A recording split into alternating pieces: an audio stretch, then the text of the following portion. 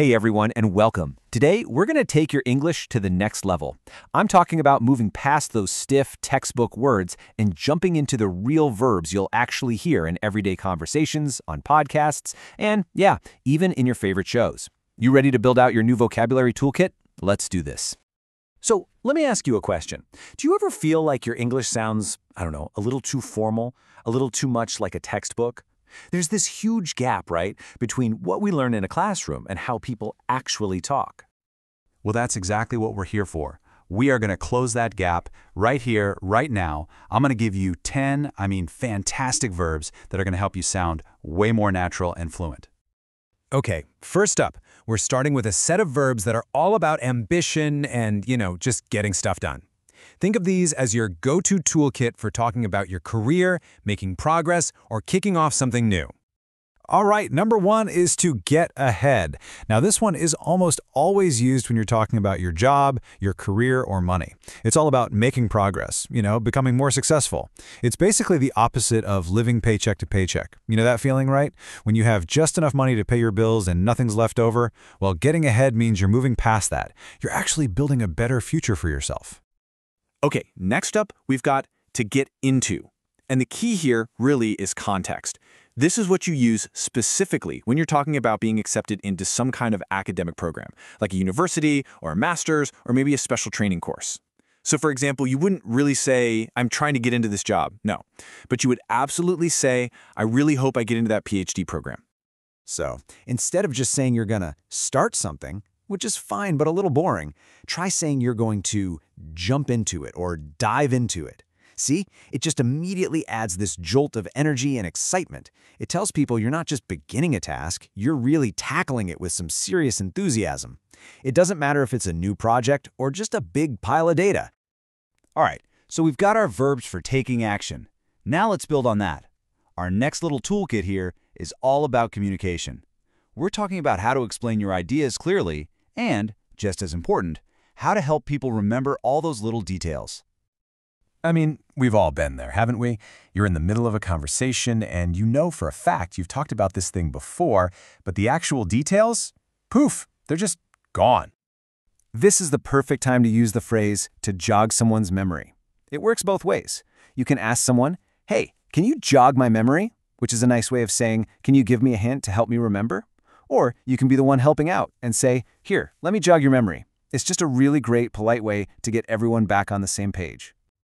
But what about when you've been explaining something over and over and the other person, they're just not getting it? You know those moments? Sometimes you just need to be a lot more direct. And that brings us to our next verb, to lay it out. This phrase is blunt. It's direct. You use it when you need to explain something in the absolute simplest, most undeniable terms possible. It's like you're putting your final, most powerful point on the table after a long discussion, just like we see in this example here. Okay, so our next verb takes a super common word and completely flips it, gives it a whole new meaning. We all know how to count, right? 1, 2, 3. But what about when counting has absolutely nothing to do with numbers? Well, that's exactly where our next verb comes in. To count as, we use this all the time to question whether something actually meets a certain standard, or if it belongs in a particular category. Like, does this report I wrote count as good work? Or, hey, does this Employee of the Week certificate count as a real award? It's all about validation, really. Does it make the cut? Okay, we're heading into our final section. And honestly, these are some of the most advanced and nuanced verbs on our list today. This toolkit is going to help you describe attitudes, outcomes, and even some pretty complex moral situations. So think about when you're about to start something new. Could be a big meeting, your first day at a new job, maybe even a tough negotiation. You can describe your whole approach with this phrase. You can go in with a positive mindset, or go in with an energetic mindset, or hey, even go in with a nervous mindset. It's just an incredibly versatile way to talk about your attitude.